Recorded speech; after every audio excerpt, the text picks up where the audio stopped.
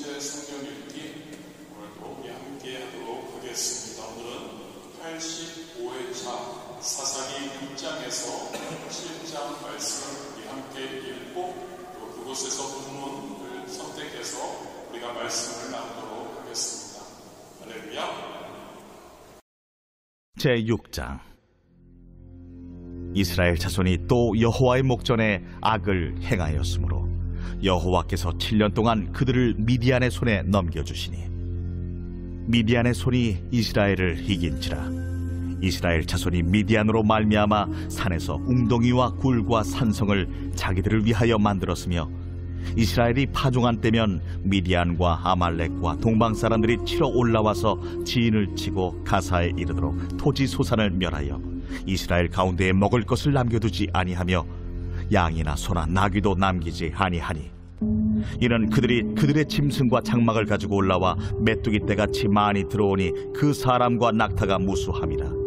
그들이 그 땅에 들어와 멸하려 하니 이스라엘이 미디안으로 말미암아 궁핍함이 심한지라. 이에 이스라엘 자손이 여호와께 부르짖었더라.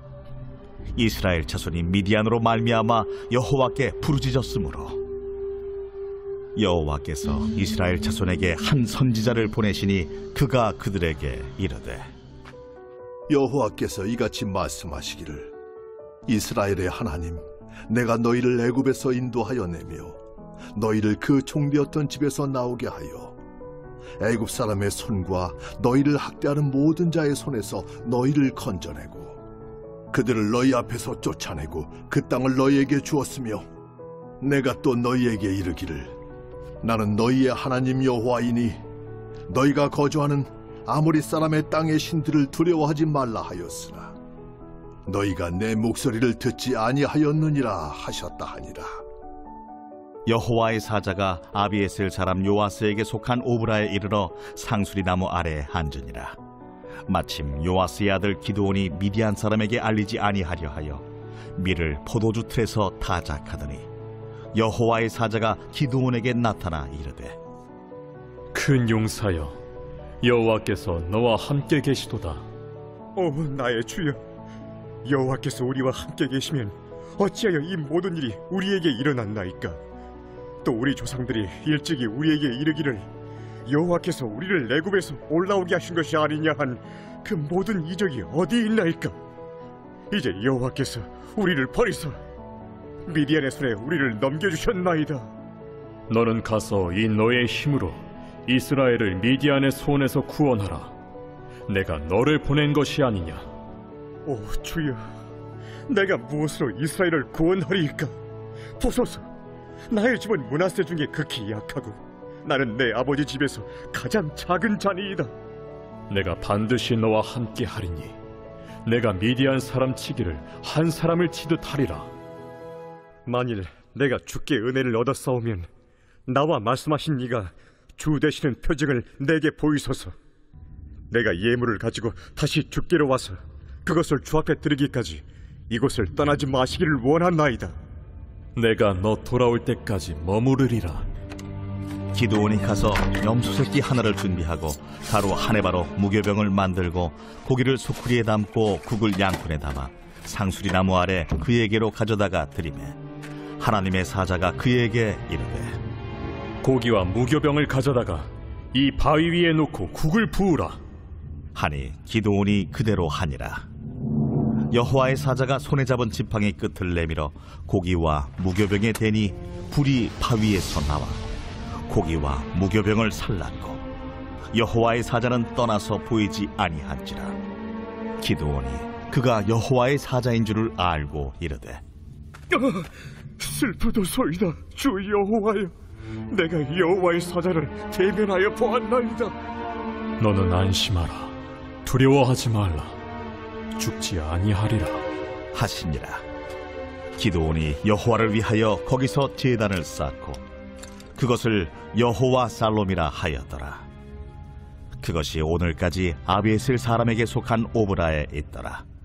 그날 밤에 여호와께서 기드온에게 이르시되 내 아버지에게 있는 수소 곧 7년 된 둘째 수소를 끌어오고 내 아버지에게 있는 바알의 제단을 헐며 그 곁에 아세라상을 찍고 또 이 산성 꼭대기에 내 하나님 여호와를 위하여 규례대로 한 제단을 쌓고 그 둘째 수소를 잡아 내가 찍은 아세라 나무로 번제를 드릴지니라 하시니라.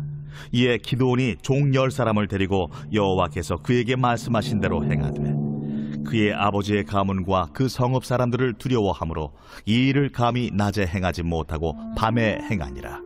그 성읍 사람들이 아침에 일찍이 일어나 본즉 바알의 제단이 파괴되었으며 그 곁에 아세라가 찍혔고 새로 쌓은 제단 위에 그 둘째 수소를 드렸는지라 서로 물어 이르되 이것이 누구의 소행인가? 하고 그들이 캐어 물은 후에 이르되 요아스의 아들 기드온이 이를 행하였도다. 성읍 사람들이 요아스에게 이르되 내 아들을 끌어내라. 그는 당연히 죽을지니 이는 바알의 제단을 파괴하고 그 곁에 아세라를 찍었음이니라. 요아스가 자기를 둘러선 모든 자에게 이르되 너희가 바알을 위하여 다투느냐? 너희가 바알을 구원하겠느냐? 그를 위하여 다투는 자는 아침까지 죽임을 당하리라. 바알이 과연 신일진데 그의 제단을 파괴하였은즉 그가 자신을 위해 다툴 것이니라. 그날에 기드온을 여룻바알이라 불렀으니 이는 그가 바알의 제단을 파괴하였으므로 바알이 그와 더불어 다툴 것이라 함이었더라. 그때에 미디안과 아말렉과 동방 사람들이 다 함께 모여 요단강을 건너와서 이스라엘 골짜기에 진을 친지라. 여호와의 영이 기드온에게 임하시니 기드온이 나팔을 불매 아비에셀이 그의 뒤를 따라 부름을 받으니라. 기드온이 또 사자들을 온 므낫세에 두루 보내매 그들도 모여서 그를 따르고 또 사자들을 아셀과 스불론과 납달리에 보내매 그 무리도 올라와 그를 영접하더라. 기드온이 하나님께 여쭈되 주께서 이미 말씀하심같이 내 손으로 이스라엘을 구원하시려거든 보소서. 내가 양털 한 뭉치를 타작마당에 두리니 만일 이슬이 양털에만 있고 주변 땅은 마르면 주께서 이미 말씀하심같이 내 손으로 이스라엘을 구원하실 줄을 내가 알겠나이다 하였더니 그대로 된지라. 이튿날 기드온이 일찍이 일어나서 양털을 가져다가 그 양털에서 이슬을 짜니 물이 그릇에 가득하더라. 기드온이 또 하나님께 여쭈되 주여, 내게 노하지 마옵소서. 내가 이번만 말하리이다. 구하옵나니 내게 이번만 양털로 시험하게 하소서. 원하건대 양털만 마르고 그 주변 땅에는 다 이슬이 있게 하옵소서 하였더니 그 밤에 하나님이 그대로 행하시니 곧 양털만 마르고 그 주변 땅에는 다 이슬이 있었더라.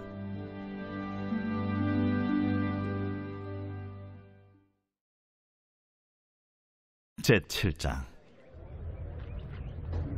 여룻바알이라 하는 기드온과 그를 따르는 모든 백성이 일찍이 일어나 하롯셈 곁에 지인을 쳤고 미드안의 진영은 그들의 북쪽이요 모래산 앞 골짜기에 있었더라. 여호와께서 기드온에게 이르시되 너를 따르는 백성이 너무 많은즉 내가 그들의 손에 미디안 사람을 넘겨주지 아니하리니 이는 이스라엘이 나를 거슬러 스스로 자랑하기를 내 손이 나를 구원하였다 할까 함이니라. 이제 너는 백성의 귀에 외쳐 이르기를 누구든지 두려워 떠는 자는 길르앗산을 떠나 돌아가라 하라 하시니 이에 돌아간 백성이 22,000명이요 남은 자가 10,000명이었더라. 여호와께서 또 기드온에게 이르시되 백성이 아직도 많으니 그들을 인도하여 물가로 내려가라. 거기서 내가 너를 위하여 그들을 시험하리라. 내가 누구를 가리켜 내게 이르기를 이 사람이 너와 함께 가리라 하면 그는 너와 함께 갈 것이요 내가 누구를 가리켜 내게 이르기를 이 사람은 너와 함께 가지 말 것이니라 하면 그는 가지 말 것이니라 하신지라. 이에 백성을 인도하여 물가에 내려가매 여호와께서 기드온에게 이르시되 누구든지 개가 핥는 것 같이 혀로 물을 핥는 자들을 너는 따로 세우고 또 누구든지 무릎을 꿇고 마시는 자들도 그와 같이 하라 하시더니 손으로 움켜 입에 대고 핥는 자의 수는 300명이요 그 외의 백성은 다 무릎을 꿇고 물을 마신지라. 여호와께서 기드온에게 이르시되 내가 이 물을 핥아먹은 300명으로 너희를 구원하며 미디안을 네 손에 넘겨주리니 남은 백성은 각각 자기 처소로 돌아갈 것이니라 하시니 이에 백성이 양식과 나팔을 손에 든지라. 기드온이 이스라엘 모든 백성을 각각 그의 장막으로 돌려보내고 그 300명은 머물게 하니라. 미디안 진영은 그 아래 골짜기 가운데에 있었더라. 그 밤에 여호와께서 기드온에게 이르시되 일어나 진영으로 내려가라. 내가 그것을 네 손에 넘겨주었느니라. 만일 네가 내려가기를 두려워하거든 네 부하 부라와 함께 그 진영으로 내려가서 그들이 하는 말을 들으라. 그 후에 네 손이 강하여져서 그 진영으로 내려가리라 하시니 기드온이 이에 그의 부하 부라와 함께 군대가 있는 진영 근처로 내려간즉 미디안과 아말렉과 동방의 모든 사람들이 골짜기에 누웠는데 메뚜기의 많은 수와 같고 그들의 낙타의 수가 많아 해변의 모래가 많음 같은지라. 기드온이 그곳에 이른즉 어떤 사람이 그의 친구에게 꿈을 말하여 이르기를 보라, 내가 한 꿈을 꾸었는데 꿈의 보리떡 한 덩어리가 미디안 진영으로 굴러들어와 한 장막에 이르러 그것을 쳐서 무너뜨려 위쪽으로 엎으니 그 장막이 쓰러지더라. 그의 친구가 대답하여 이르되 이는 다른 것이 아니라 이스라엘 사람 요아스의 아들 기드온의 칼이라. 하나님이 미디안과 그 모든 진영을 그의 손에 넘겨주셨느니라 하더라. 기드온이 그 꿈과 해몽하는 말을 듣고 경배하며 이스라엘 진영으로 돌아와 이르되 일어나라! 여호와께서 미디안과 그 모든 진영을 너희 손에 넘겨주셨느니라 하고 300명을 세대로 나누어 각 손에 나팔과 빈 항아리를 들리고 항아리 안에는 횃불을 감추게 하고 그들에게 이르되 너희는 나만 보고 내가 하는 대로 하되 내가 그 진영 근처에 이르러서 내가 하는 대로 너희도 그리하여 나와 나를 따르는 자가 다 나팔을 불거든 너희도 모든 진영 주위에서 나팔을 불며 이르기를 여호와를 위하라 기도를 위하라 하라. 기드온과 그와 함께한 100명이 이경초의 진영 근처에 이른즉 바로 파수꾼들을 교대한 때라. 그들이 나팔을 불며 손에 가졌던 항아리를 부수니라.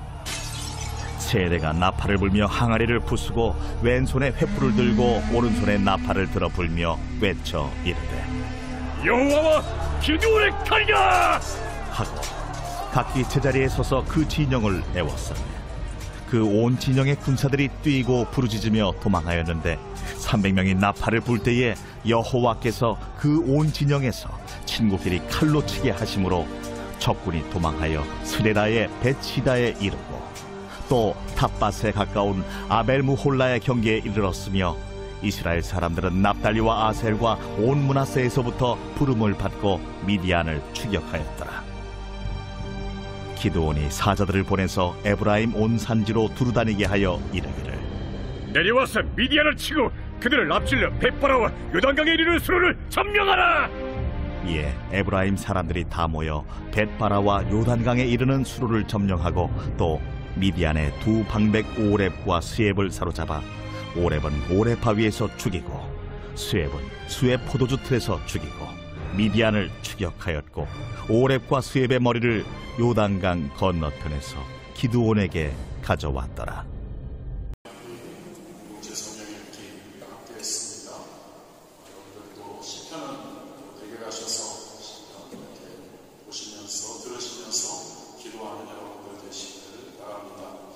우리가 이 공동체 성령 읽기를 예배 때마다 시간이 10분 이상 되는데 하는 이유는 저는 우리 파리스교회 성도님들이 공동체 성령 읽기를 통해서 예배 때 함께 읽고 다른 때는 집에서 각자 읽으면서 하나님의 말씀으로 충만하셨으면 해서입니다. 하나님의 말씀으로 충만해야 할 줄 믿습니다. 그래야 최소한 1년에 한 번 우리 하나님의 말씀 성경을 최소한 한 번 읽을 수 있습니다. 오늘은 사사기 함께 읽은 사사기 7장 9절에서 14절 말씀을 통해서 우리가 두 가지 한번 잠시 생각해 보았으면 좋겠습니다.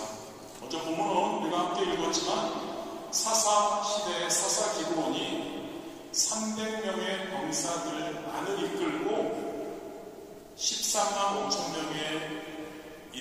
미디안 연합군을 하나님으로부터 공격하라는 명령을 받습니다. 그런데 그는 현실을 보게 되죠. 두려워하게 됩니다. 그리고 오늘 본문을 통해서 하나님께서는 다시 한번, 우리가 함께 봤죠. 양털을 가지고 했던 것, 다시 한번 하나님께서는 기드온에게 승리할 것이라는 확신과 표징을 보여주고 있습니다. 두 가지입니다. 가장 먼저 하나님께서는 어떠한 결과만을 통해서가 아니라 과정을 통해서 역사하신다는 것을 우리가 본문을 통해서 한번 살펴보기를 원합니다. 11절에 보면 하나님께서는 기드온에게 명령하십니다. 이제 미디안 군대 진영으로 내려가라. 그리고 그곳에서 너는 병사들의 말을 듣게 될 거야.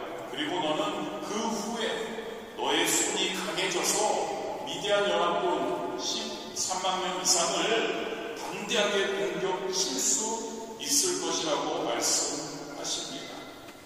근데 성도로서, 그리고 우리 하나님을 아는 자로서 의문을 한 가지 가질 수 있게 됩니다.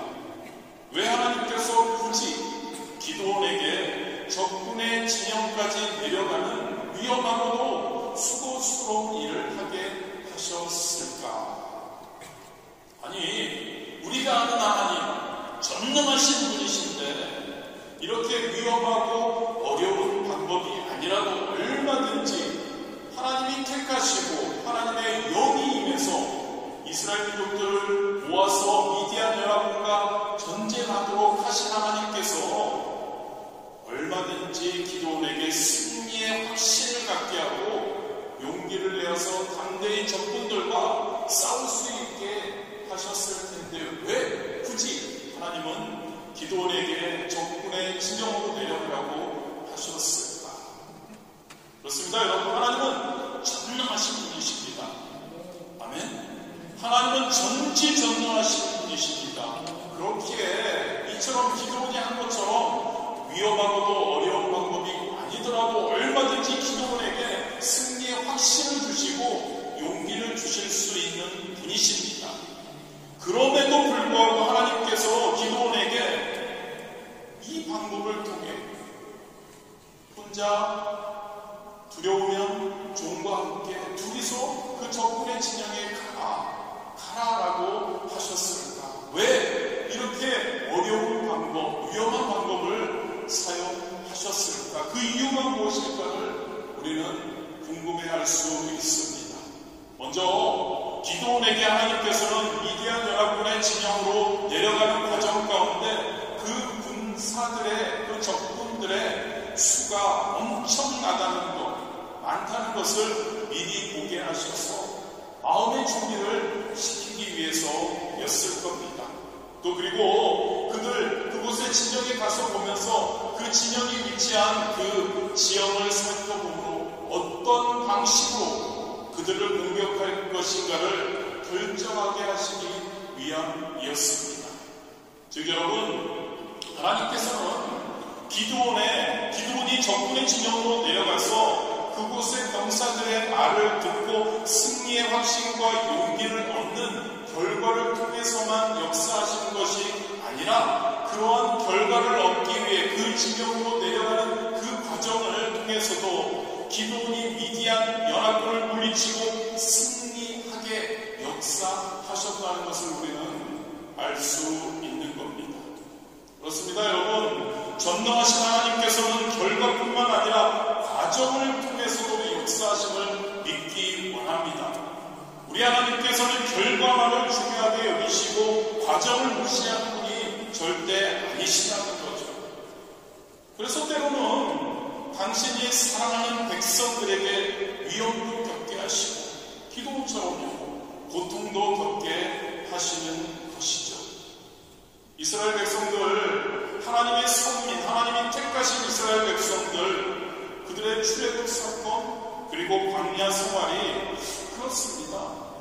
하나님께서는 능히 애국 땅에서 10번의 재앙을 내리지 않으시고도 이스라엘 백성을 출애굽시킬 수 있는 전능하신 분이십니다. 또 이스라엘 백성들에게 광야에서 40년 동안이나 힘들게 어렵게 생활하게 하지 않으시고도 얼마든지 전능하신 하나님께서는 이스라엘 백성들을 애국 땅에서 이끌어내어서 가나안 축복의 땅으로 들어가게 하실 수 있는 분이셨습니다. 믿으시죠, 여러분? 그런데 생각해보면 만약 그렇게 쉬운 방법으로 하셨다면 이스라엘 백성들은 10번의 재앙을 통해서 이스라엘의 그 애굽의 그 믿는 모든 신들이 아무것도 아니고 허구라는 것, 오직 하나님만이 참신이라는 사실을 10가지 재앙을 통해서 하나님은 그들을 깨닫게 하셨다는 것을 우리가 기억하기를 원합니다. 또 40년간의 그 광야 생활 너무나 힘들고 하나님을 배반했다, 하나님께 돌아왔다, 하나님의 은혜를 체험했던 그러한 준비가 없었다면, 준비 없이 가나안 땅으로, 광야 생활 없이 가나안 땅으로 들어가게 되었다면 과연 그들이 가나안 족속들의 그 풍습으로부터 우상 숭배와 그들의 여러 사악한 풍습으로부터 과연 이스라엘 백성들 자신을 지킬 수 없었을 것이죠. 그래서 하나님께서는 우리가 보기에는, 이스라엘 백성들이 생각하기에는 굳이 하나님의 전능하신 섭리로 그냥 뚝딱이죠. 애국 땅에서 보내셔서 축복의 땅으로 딱 갖다 주시면 좋은데 그렇지 않으셨다는 겁니다. 마찬가지로 다윗을 통해서도 우리는 그것을 알 수 있습니다. 다윗이 얼마나 힘들게 10년여를 사울을 피해서 도망 다녔나요? 도피 생활을 했죠. 하나님께서는 얼마든지 전능하시기 때문에 다윗이 사울을 피해서 도망해야 하는 도피 생활을 굳이 하지 않아도 왕이 되게 하실 수 있으셨죠. 그런데 또한 그렇습니다. 만약에 하나님께서 다윗을 그렇게 편안하게 아무 도피 생활 없이, 고통 없이, 힘듦 없이 하나님께서 다윗을 왕으로 세우셨다면, 다윗은 우리가 잘 알죠. 그 사울을 피해 도피 생활 속에서 언제나 자신과 함께 하시면서 모든 위기와 환난에서 구원하셨던 하나님을 경험할 수 없었을 것이라는 거죠. 절대 다윗이 왕이 되었을 때 하나님 앞에 철저하게 하나님만을 의지하고 하나님의 사랑으로 하나님께 인정받는 그러한 위대한 왕이 될 수 없었을 것이라는 거죠. 이처럼 여러분, 하나님께서는 과정을 무시하지 않으실 뿐만 아니라 그 과정을 통해 더욱 큰 역사를 이루시는 분이심을 믿으시길 바랍니다. 할렐루야. 저와 여러분의 삶에 잘 되는 것만이 목표가 아니라는 거죠. 축복을 누리는 것만이 목표가 아니라는 거죠. 그 과정 가운데 힘듦이 있을 수 있고, 그 과정 가운데 하나님의 이끄심으로 시간이 더 걸릴 수도 있고, 우리의 계획보다 훨씬 더 길어질 수도 있고, 그러나 저와 여러분, 성도인 저와 여러분도 절대 그 과정을 무시해서는 안 되는 줄 믿습니다. 그 과정이 아무리 어려워도, 할렐루야, 그 과정이 아무리 힘겨워도 저와 여러분은 그 과정을 통해 하나님이 역사하신다는 것을 기억하기 원합니다. 그래서 저와 여러분은 그 과정을 절대 피해가려 하지 않기를 원합니다. 그 과정이 하나님이 나를 위해 주시는 그 과정입니다. 그 과정 하나하나를 통해서 하나님이 나를 만들어 가시고 세워 가시고 나를 하나님이 기뻐하시는 자로 이끌어 주신다. 그것을 우리가 항상 기억해야 할 줄 믿습니다. 그 과정들이 반드시 있어야 합니다. 그 과정들이 힘들어도, 그 과정들이 어려움 가운데 우리를 처하게 하고 우리 마음대로 되지 않는 삶을 살게 하더라도 그 과정들은 우리를 하나님의 품으로 이끌 것이고, 우리를 하나님이 기뻐하시고 이웃을 기쁘게 하는 그 그러한 성령 충만한 자들 할렐루야 이끌어 주시리라 믿습니다. 신명기 8장 15절 16절이죠. 너를 인도하여 그 광대하고 위험한 광야 곧 불뱀과 정갈이 있고 물이 없는 간조한 땅을 지나게 하셨으며 또 너를 위하여 단단한 반석에서 물을 내셨으며 내 조상들도 알지 못하던 만나를 광야에서 내게 먹이셨나니 이는 다 너를 낮추시며 너를 시험하사 마침내 내게 복을 주려 하심이었더라. 마침내 할렐루야 결과죠 여러분. 마침내 우리 좋으신 하나님께서는 우리를 사랑하셔서 마침내 우리가 복을 누리게 하신다는 거죠. 복이라고 해서 그냥 돈 많고 그렇게 잘 사는 것만이 아니라요. 저와 여러분의 존재의 목적인 하나님의 영광을 위해 사는 그러한 자들로 할렐루야 그게 복입니다 여러분. 하나님의 복을 누리는 것이죠. 하나님의 뜻으로 하나님이 우리에게 맡기신 사명을 감당하는 것이죠. 그것을 누리게 마침내 그러한 과정들을 통해서 그러한 결과를 우리에게 부어주시는 줄 믿습니다. 과정 가운데 있다고 생각하십시오 여러분. 힘드십니까? 어떤 상황 가운데 마음대로 되지 않습니까? 하나님을 믿는다면 하나님의 전지전능하심을 믿는다면 할렐루야 믿으십니까? 하나님이 전능하신 분이심을 믿으십니까? 그렇다면 지금 우리가 어떠한 상황 가운데 있어도 마침내 과정 그 생각만 하십시오. 그 과정 가운데 있고 얼마나 또 감사한지요. 과정 가운데 이스라엘 백성들을 다윗을 항상 지켜주시고 보호하셨던 것처럼 저와 여러분은 어떻게 하신다고요? 내버려 두시나요? 알아서 하라고 다윗 보고 너 사울 잘 피해 다녀. 광야 생활 가운데 너 알아서 너희들 먹고 살아가 아니지 않습니까? 항상 하나님께서 그들을 보호하셨고 그들을 책임져 주셨다는 것. 저와 여러분도 분명히 그 과정 가운데 역사하시는 하나님. 저와 여러분에게는 항상 말씀드리지만 성령님이 보혜사로 우리와 함께 계시죠. 성령님께서 우리와 함께 하시며 우리가 성령 충만할 때 그 성령님께서 우리를 도우시고 인도하시고 그 과정 가운데 승리케 하여 주시리라 믿습니다. 그 승리 이후에 마침내 복을 누리게 되는 저와 여러분 할렐루야 성도의 삶인 것 같습니다. 두 번째로 믿음에 대해서 한번 생각해 보기 바랍니다. 너무나 자주 여러분들에게 말씀드렸지만요 믿음은 아는 것이 아니라 믿음은 행하는 것임을 믿기 진심으로 원합니다. 13절과 14절을 보면 미디안의 한 병사가 미디안 진영으로 불러들어온 보리떡 한 덩어리가 한 장막을 쳐서 무너뜨리는 꿈을 꾼 친구에게 이야기를 해줍니다. 그 꿈이 무슨 의미인지 아니?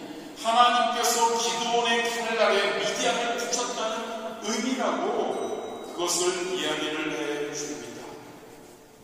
여기서 알 수 있는 하나의 사실, 적어도 그 꿈을 꾼 병사나 그 꿈을 해석해준 병사는 하나님께서 미디안 연합군을 기드온에게 사사 기드온에게 붙이셨다는 사실을 기드온보다 더 잘 알고 있었다는 사실입니다.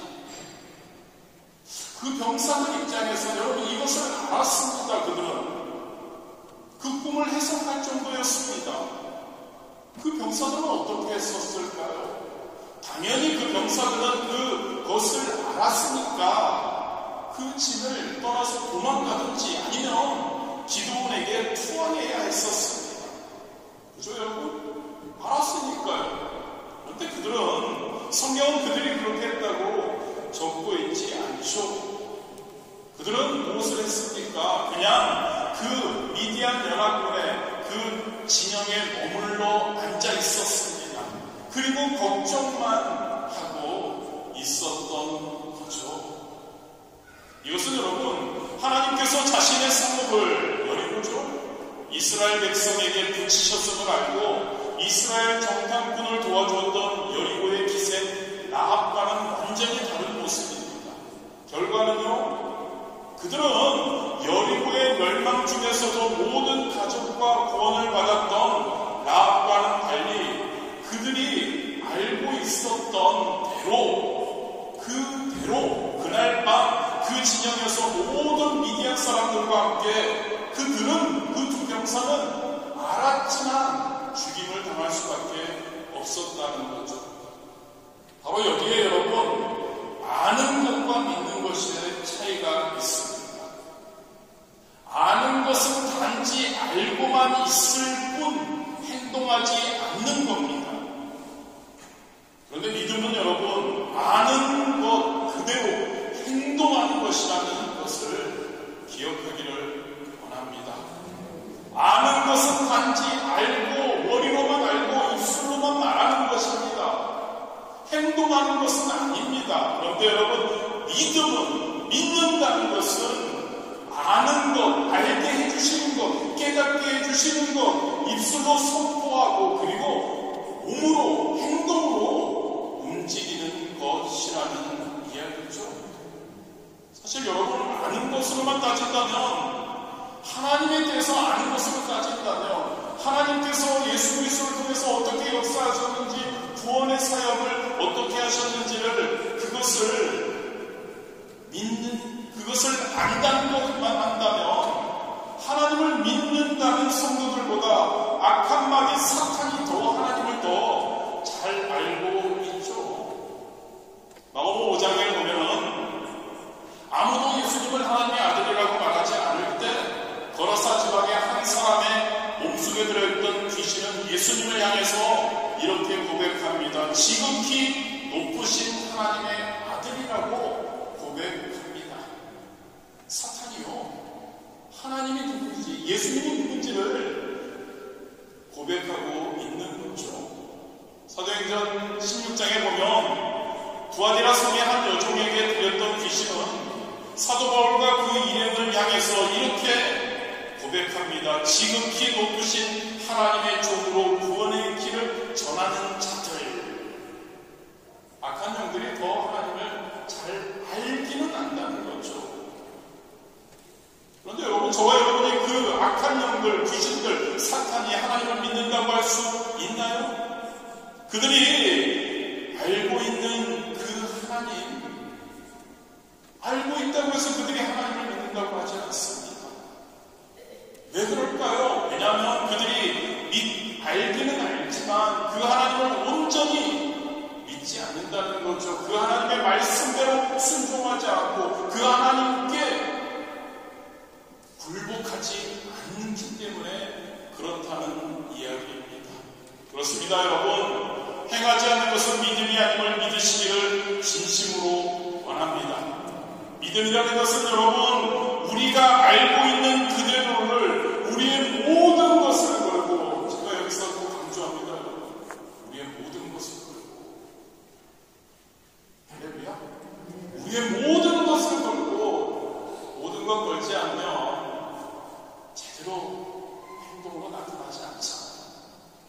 맞잖아요, 여러분. 저는 더 그렇고 여러분들은 다 마찬가지잖아요. 믿음은 여러분, 우리가 알고 있는 그대로를, 깨닫게 해주신 그대로를 하나님의 말씀 충만으로 몸부림치는 우리, 하나님의 말씀을 제대로 알고 깨닫고 그것을, 우리의 모든 것을 걸고 행동으로 옮기는, 행하는 것을 의미한다는 것을 믿으시기를 바랍니다. 믿음은 오직 자신이 알고 있는 그대로를, 자신의 모든 것을 걸고 행하는 것을 의미하는 줄 믿습니다. 아멘 소리가 굉장히 클 줄 알았는데 다시 한번 할게요, 여러분. 믿음은 오직 자신이, 저와 여러분이 하나님이 깨닫게 해주셔서 하나님의 말씀을 통해, 예배를 통해 기도할 때 우리에게 알게 해주신 그대로를, 우리의 모든 것을 걸고 행하는 것을 의미하는 줄 믿습니다. 약간 커졌네요. 감사합니다. 여러분, 예수님께 구원의 길을 묻기 위해 왔던 부자 청년 한번 우리가 생각해 보기를 원합니다. 예수님께 물어봤죠. 어떻게 구원 얻습니까? 그리고 예수님이 말씀해 주셨고, 그 청년은 대해서 분명히 알고 있었습니다. 그런데 믿지는 못했죠. 자신의 모든 재산을 팔아서 가난한 자들에게 나누어주고 나를 쫓아와라 라는 예수님의 말씀에 순종할 수 없었기에 그는 믿지 못한 겁니다. 알긴 알았죠. 내 가진 모든 것을 팔아서 예수님만을 쫓으면 된다, 더 받는다, 할렐루야. 그런데 그 부자 청년은 그렇게 하지 못했습니다. 하나님의 말씀에 자신의 모든 것을 드리지 못했던 거죠. 아까웠던 겁니다. 이것만 빼고 다른 것을 하나님 안 될까요? 아니죠. 하나님이 부자 청년에게 말씀하셨습니다. 너가 구원받기 원한다면, 네가 영생을 체험하기 원한다면 너의 가진 모든 것을 팔고 나를 쫓아라. 그렇게 안 할 것 같으니까 더 그러셨을 거예요. 저와 여러분에게 도전하는 겁니다. 할렐루야. 저와 여러분에게 모든 것을 걸라고 말씀하십니다. 여러분이 가지고 있는 것이 무엇입니까? 한번 걸어볼 만하지 않을까요? 천지전능하신 하나님, 그 하나님의 구원의 길을 우리에게 알려주시는 겁니다. 그에 비해서 예수님을 온전히 믿었던 예수님의 제자들은 어땠나요? 예수님의 제자 한 명 빼고요. 그들은 나를 따르라. 그 예수님의 단 한마디의 명령에 자기들의 모든 것을 버리고 예수님을 따랐죠. 예수님의 제자들은 부자 청년과는 다르게요. 결과는 부자 청년은 구원을 받지 못했을 겁니다. 그런데 예수님의 제자들은 마지막 때 예수님과 함께 이스라엘의 12지파를 심판하는 권세를 얻고 그들이 버렸던 것들의 몇 배를, 그리고 마침내 영생을 상속받게 되었다는 것을 우리는 알게 됩니다. 믿음이 뭐라고요, 여러분? 믿음은 행함이 전제되는 것임을 믿으시기를 진심으로 원합니다. 절대로 행함 없는 믿음의 소유자가 우리는 되어서는 안 됩니다. 말로만, 아는 것으로만 아니죠, 여러분. 그리고 우리 자주 이야기하죠. 이때가 되면 조금 있다가 벌써 하나님이 부르시면 이 상황만 해결되면, 이 기도 제목만, 문제만 해결되면 하나님 내가 할게요. 믿음인가요, 여러분? 아니죠. 믿음은 나의 모든 것을 걸고 지금, 할렐루야, 지금 드리는 것, 행하는 것인 줄 믿습니다. 믿음이 있다고 하면서 행함이 없다면 그거죠, 여러분. 그리스도인들이라고 하면서 왜 기독교가 욕을 하나요? 행함이 없으니까요. 제대로 된 보여짐이 없으니까요. 교회 와서는, 그리고 주변에다가는 나는 하나님을 믿는다고 하면서 거룩한 척척척은 하는데 삶으로는 그게 나타나지 않으면 세상 사람들과 똑같이 살고, 어쩔 때는 세상 사람들과 더 FM대로 살지 못하고 기회주의자, 세상 사람들보다 더 장거리 보면서 사는 거, 그런 행함이니까 당연히 하나님의 영광을 돌릴 수가 없는 거죠. 할렐루야. 진짜 여러분 손해 보십시오. 진짜 FM대로 사십시오.